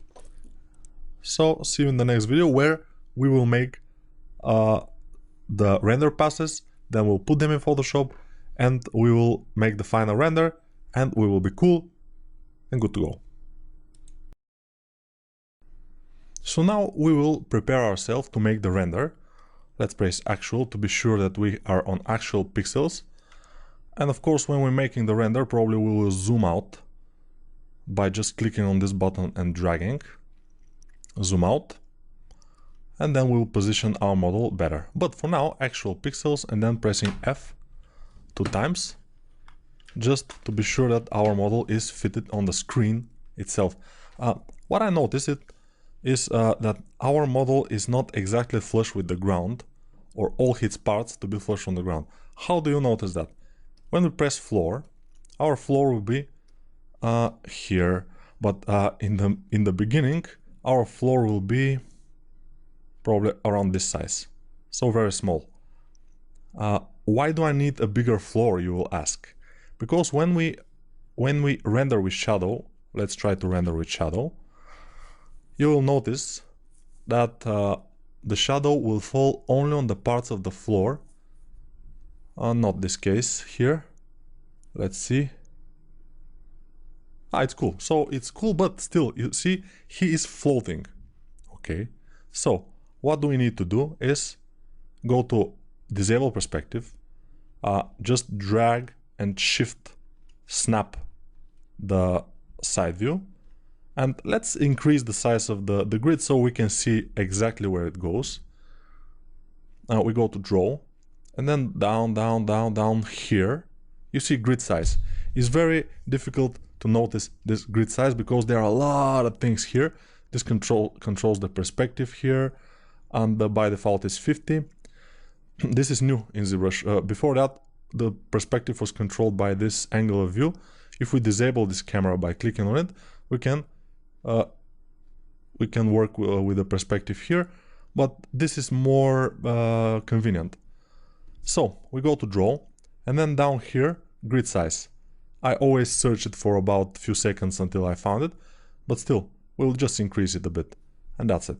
And now you see that in ZBrush, the floor, this here, the floor, is exactly where the lower part of the most bottom subdivision sub tool is. So now the cape is the lowest part in all the model, and it determines where the floor is. So we have to just lift it up a bit.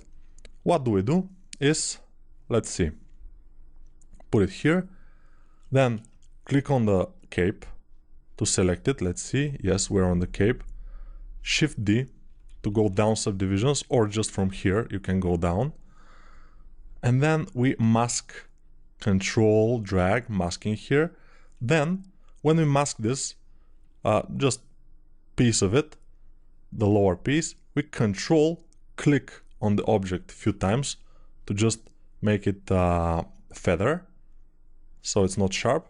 Then we control click to reverse it, then control click again to feather it even more. So it's now it's a lot feathered, and it will be easy to just go and with our pivot here, place our pivot here with Alt. We can, move with Alt. Yeah, I already told you that, but I'm trying to make everything as clean as possible. So now we can see we have to lift it up until probably this place here. And you see another cape here, but when we move, it will disappear because it's kind of a ghost image. I'm not sure. So now it's kind of good, but we want to also move with the big move brush, a bit like this, so it lays on the ground flatter. I will try to do this here. Probably we'll do this here, and in this area also. Just manually pull it and push until it's exactly the lowest point of the cape is exactly at the lowest point of the feet, which will give us, okay, when we move a little bit, it refreshes the floor, and now we see we're almost there. We can lift it up a little bit more, but not too much. Okay, now we see our feet are not exactly flush with the ground because they're not exactly straight in the bottom part. So what we'll do is Control Shift. I'm pressing them. Then I go here, and I'm on Clip Curve. You will be on Select Rect probably. So you click on the Select Rect and select Clip Curve from here.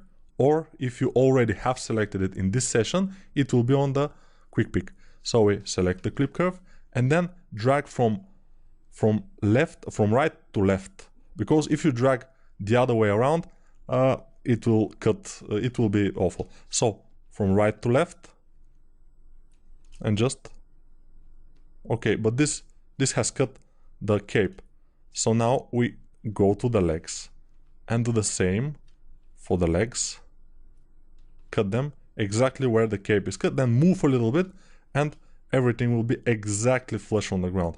And this is very important, because if we want to have, let's turn on the perspective, if we want to have a shadow on the ground, it will be good to make this. And now let's see how the shadow will look. Probably the model will not float anymore, which is completely perfect for us. Yes, it's very flush to the ground. Of course, something else I want to make is just get the legs, because it will be easier for me to work, and just smooth this with shift drag here to smooth a bit. And then with the high polish brush, I'll try to make kind of a, I don't know if I will succeed, but I will try. No, it's difficult. We have to go maybe in the lower subdivisions and smooth it. Just on the edges, smooth. And then go with the high polish brush to make this kind of a bevel. And this bevel will be good because there will be a little bit of shadow around that bevel that will give a better look of as our character is stepped on the ground. Like, very good. Hopefully, at least. I'm not sure that this will work exactly as planned. I will move this a bit with the move brush and Alt. And okay, go up subdivisions, smooth this things up, they don't look that good, and I think we're okay. Let's see, get the floor in, and now I think we are fine. So I will go to the cape, of course, get rid of the mask, press D a few times to subdivide it to the last subdivision, and then go to zoom, and then F, and just position it as I want to the final render.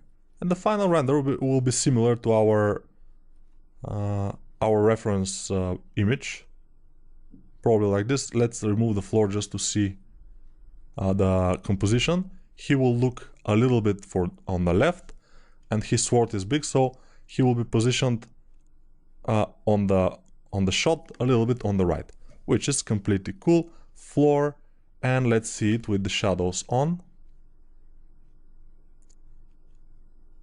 I think this will be our render.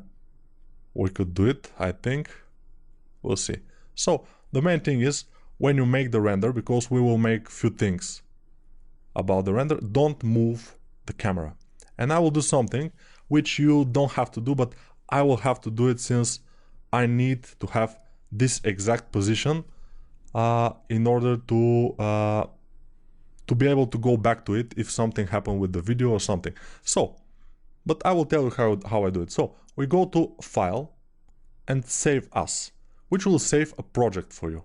And I will save it here in Rend. So it will be Rend ZPR. Okay, save. And now the project will be saved. It will require a bit more time, but no, it's obviously light project. So I've saved it, and now I will go to this view. For example, this view I like. It's kind of good, although maybe his legs should be more straight, and we will look him a little bit from the bottom. Yes, maybe it's like this. Yeah, I need to adjust my view just to be sure that his silhouette is the best. So take the floor, put it in, make sure it's good. And now we go to a document, the uplink properties here, and I will click Cust 1. This will save my view, and I will save it as view. Save. So now if I move my my model, I can go to a document, the uplink properties, press Cust 1, and it will apply the same view as before, which is very, very useful. When I load my Z project, and I save it as Z project because I want to save my resolution too, because this view that I have saved will work only with this resolution here. With other resolution it will work, but it will not position it correctly. So yeah, that's probably a little bit overkill that I'm telling you all these things. So if you want, you can check that out. If you don't want, you can check it out later or never. It's your choice. But still, I did it. So now we will have all those things when we render. But first, I need a flat pass on the render, so without shadows. I will disable shadows from render properties here. So we go to render window, render properties, and disable shadows, because I think they're enabled by default, but we disable them, and then we make a render, which is just pressing BPR here, and it will be very fast because we don't have shadows, and it's fine. Now we have composite or this. They are pretty similar, so which one you choose, it's up to you. So I will get this composite one, and I will save it in our rend BPR composite PSD. This will be the only PSD that I save. The other ones, depth I don't need, and mask I will save.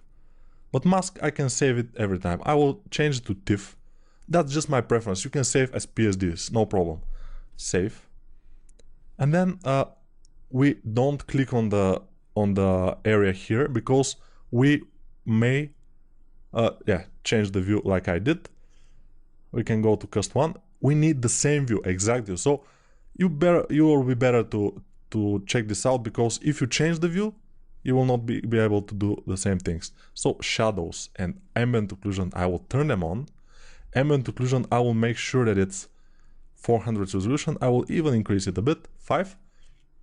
And then I will press rend BPR, and ZBrush will rent all those images here will be the size of our canvas, not the size that you see here because it's zoom out. It will be 250 or 2500 pixels, 2500. I like this. Yeah, the Americans, they always like to tell thousands by hundreds. So 2500 is the best, yeah, no. So 2500. But 2500 is not bad. So when it rents, I don't know why it's so slow, but it is so slow, so it's cool. It's cool. If it wants to be slow, it's fine by me. We have floor, we have shadow, we have ambient occlusion, we have those things. We'll get shadow. It will be BPR shadow. We'll save it. We'll get ambient occlusion. Just click on them and it will be opened just to save it. Save TIFF, BPR AO, I'm okay. Yeah, the other AO that we have saved before, we want to replace it, yes. And then floor we don't want. Mask we have, so we are pretty cool. Let's open Photoshop now. And this is Photoshop, if you haven't opened it. But I will guide you through the process of doing things in Photoshop. So, in order to put images in Photoshop, you'll have to, what I do is I open my file, my folder here in Internet Explorer, for example, or whatever, and I just drag files into ZBrush. For example, into Photoshop. For example, we want now first the BPR composite. I will drag it and drop it here. Not here, but I will drop it in this area here. Just in this area. When it disappeared, it, I don't know. So, up, it's here. And it's cool. Let's see the 100 zoom. Control, with control space, you're zooming. With space, you are just dragging around. So, we have this, which is kind of cool. I will zoom it out a bit, and now it's fine. Okay. Next thing, we go again to our folder, but I will move it to my other screen because it will be easier for me. When it's on the other screen, it doesn't disappear below Photoshop after Photoshop became active, so it's better. So I will drag the mask here. And what we'll do with the mask? We will Control A, which will select everything, and then Control C, which will copy everything. Control C is copy, of course. We'll go to the channels, make a new one with this icon here below, and then we'll Control V to place the mask that we have copied just and place it on this alpha channel. And then when we Control click on the alpha channel, you will notice that we have selected only the inner part, which is the white. Then we go to RGB, and then we Control J on the keyboard to just copy the content of within the selection to the upper layer, and now we have this separated from the background.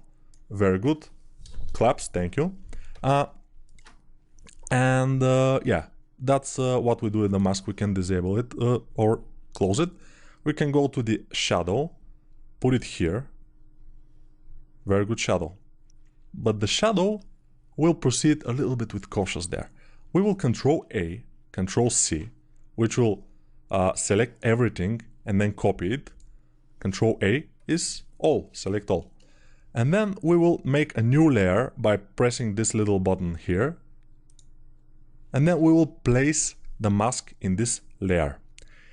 Then we will Control click on this which has already transparency, and it will select only the non-transparent things on the layer, and we will go up to the mask layer and then Control J.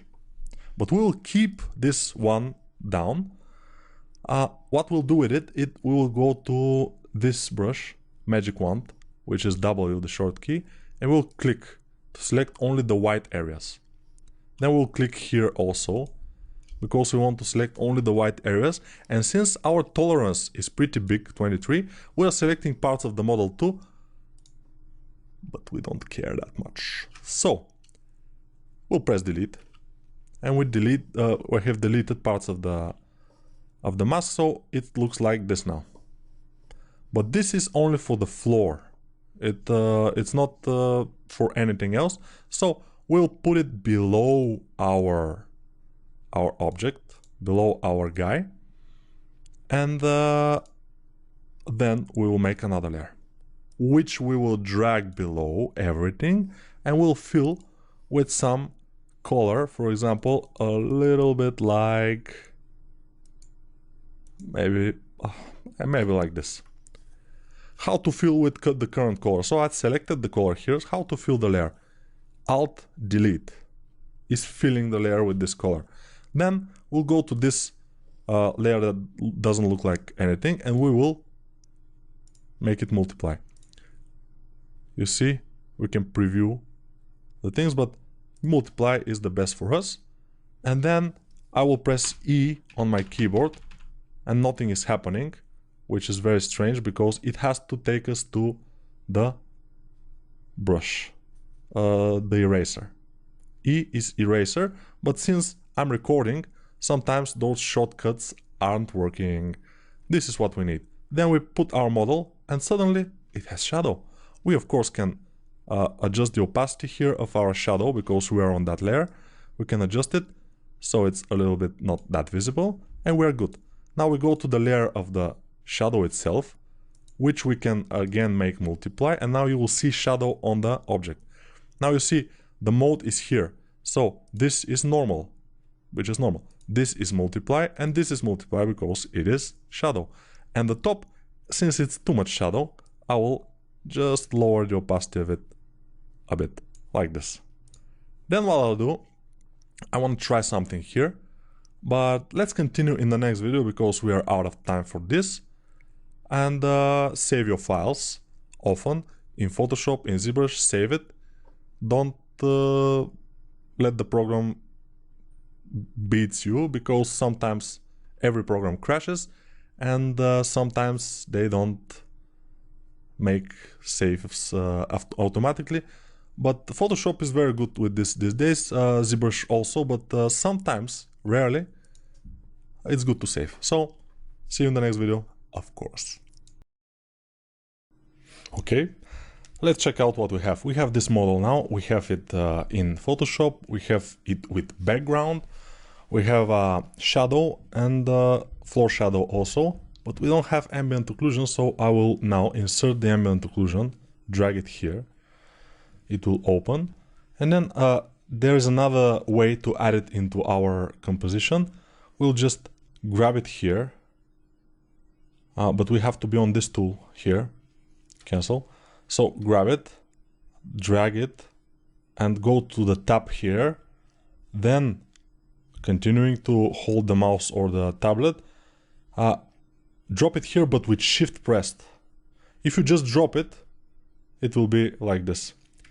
But if you drop it with shift, so drag it, hold a little bit there, so this will open, and then press shift and drop it, it will drop exactly where it should be.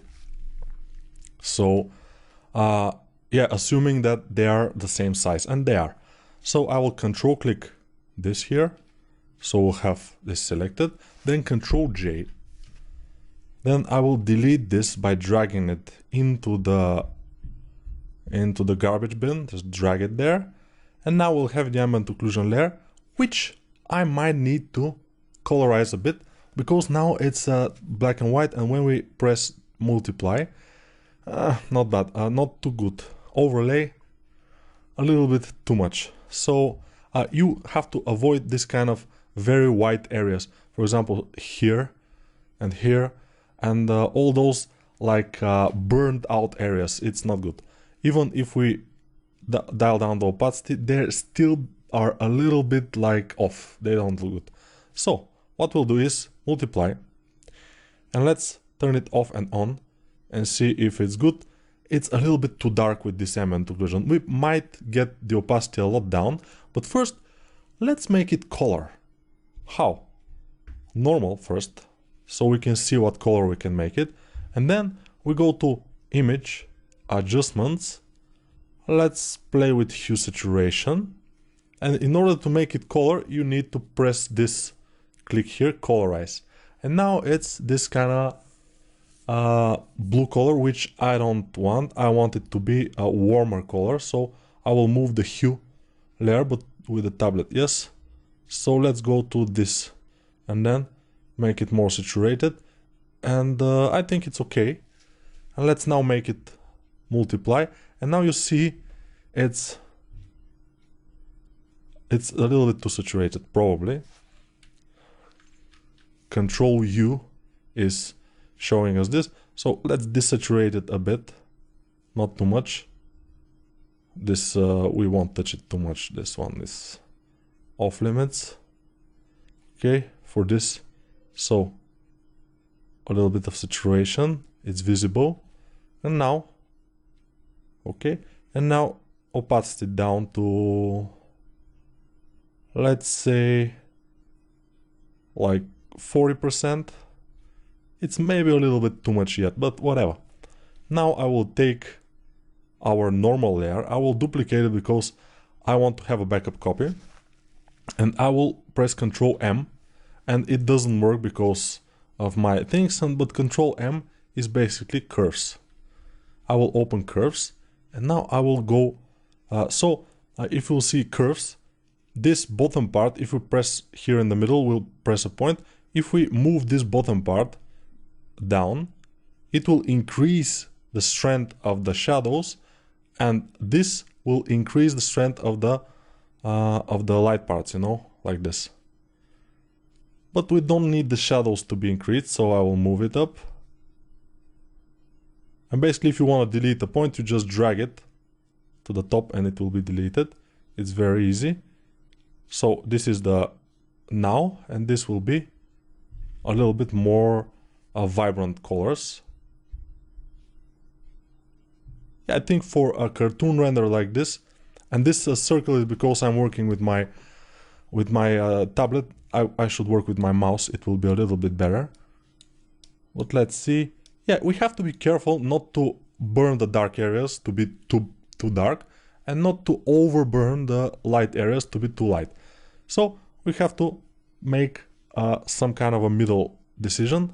This I think is good, and let's compare it. Yeah, a little bit more vibrant, a little bit more contrast.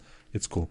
So now we go to our layer, which is here, the bottom layer, and we will make it darker. Let me think.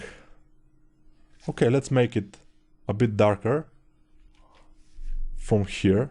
So I opened hue saturation by Ctrl U, and now I make it darker. And now we need a little bit more variety in here, so we will open O, which is, I think this is O. Let's see. Dodge tool O, yeah, okay. And I will press on the background. You see how it's getting a bit lighter. While I'm pressing, it's getting a bit lighter in this area here. But since the shadow is this way, maybe the light should be this way, but still most of the time the light should be where the character is looking, should be a little bit more light, and then behind him should be the dark area. So yeah, and then with Alt click I can press Alt and then just drag above and in these areas to make them darker, and we should have this kind of a interesting view. And one more thing I want to do, I want to put a rim light in the right side, so his left. We have to go to ZBrush. How to make a rim light? I will render it, but I will render it in a different way. We'll go and disable by shift clicking all those materials and the polypaint that we have made, everything that we have made, I will disable it. I know it's counterintuitive, but bear with me here. So then I will go to this reflect material, which is kind of good. We can incorporate that into our thing, but we'll disable shadows and ambient occlusion for now. And let's render it just for fun, just for test, because I like it how it looks. We can just put it. I'm not sure that it will be looking okay, but we'll see. So compose or shaded. Let's compose. Composite. Where to put it in the render? In the rend. Here. It will be not JPEG. It's not good. TIFF, it will be Chrome, and save, not delete. Okay, now we save that. So we disable this front light, we enable the back light, which is our rim, and I will make it thinner. I don't want it to be too thick, the rim, and then I will enable shadows, important, and then I will enable shadows here. So I enabled shadow, so the light will throw shadow, and then I enabled shadow to be rendered, and now I will just render this, and we'll see what will happen. Hopefully something good will come out of this. Let's see. Okay, very good. That was the result I was expecting. Very dark area with light only on the parts where the light is hitting. Very good. So now I will take, I think, the composite. I will name it rim 01. I'm not sure if we will have rim 02, but I will go to Photoshop. I just clicked on Photoshop on my taskbar. You don't see it because my monitor is a little bit bigger than the HD. And then I will take the rim from my other monitor, drop it here like it's hot, drop it like it's hot, and then I will take it from here, hold here, and shift drop it in here and make it go above everything. Then we'll just have to go to screen mode, and we'll see that we have this kind of rim. It's very good, but one thing, we make screen with all the things. So I will do this. Go to my model, control click on it. You see control to select only the area that is not transparent, and then control J, and then this will go to the trash. And now the background is nice. It's not the best background ever. Probably we can go and duplicate the background, then go to Control U, and then move this, or desaturate it, for example, a little bit. Move it to more greenish color, maybe. And then multiply. Multiply is too much, but this way our character is popping up very good. But it's too much. It's a little bit too much. So let's go to some other thing, maybe pin light.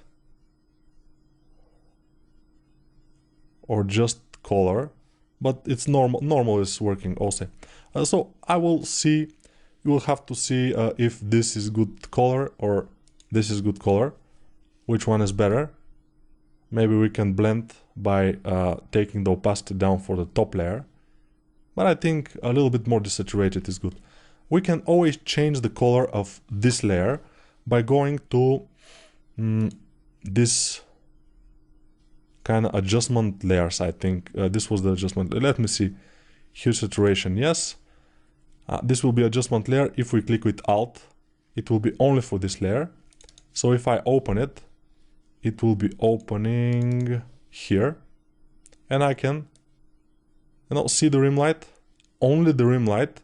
I'm desaturating it, I'm saturating it more, I am darkening it, I'm lightening it, and then I'm changing the overall color of this rim light. But I think this blue is I think the best for our character. So this is nice, and yeah, without it, with it, it's no different. But let's take our chrome and just blend it to see what will happen. Put it here, control click, control J. So I control clicked on the layer that has opacity to select it, and then control J to take the selection, just the selection, copy it to a new layer, and then I delete the old layer. And now we can dial the opacity down, for example. We can multiply, we can overlay. Overlay sometimes is giving us very good results.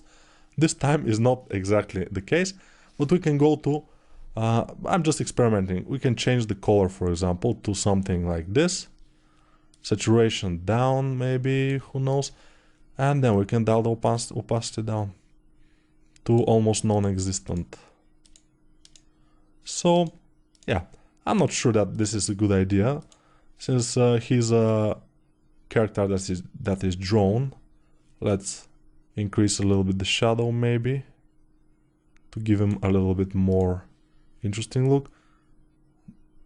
The ambient occlusion should be maybe non-existent is better, but let's put it at 31, it will be nice. And this will be our final image probably. And for this kind of beginner's tutorial, I think this is pretty good. If you can achieve something like this, it will be great. Of course, to make, for example, the fists and to make some other things require a little bit of anatomical knowledge. But overall, I think with this tutorial you have learned how to work with ZBrush and what to do with ZBrush. If you have any questions, of course, any specific questions, I'm always open to that. Let's dial down the opacity of this layer too, because it's a little bit too much probably, although it's kind of cool. And yeah, I will say goodbye, and hopefully this tutorial was very useful for you. And if you think that it's useful, and if you think that it's good for you, you can leave a comment, you can rate it at some stars or whatever it's on whatever system it's the site you found it on. So thank you and goodbye. Let's see our model here. Okay, to go back, we just shift click and then go back to our material. Of course, turn on our main light and turn off, although it's not super bad. Hopefully, yeah. If you, of course, don't understand some things from the first try, you can always go back and watch them again in slow motion. Why not? Why not? Okay, that's it. Bye for now.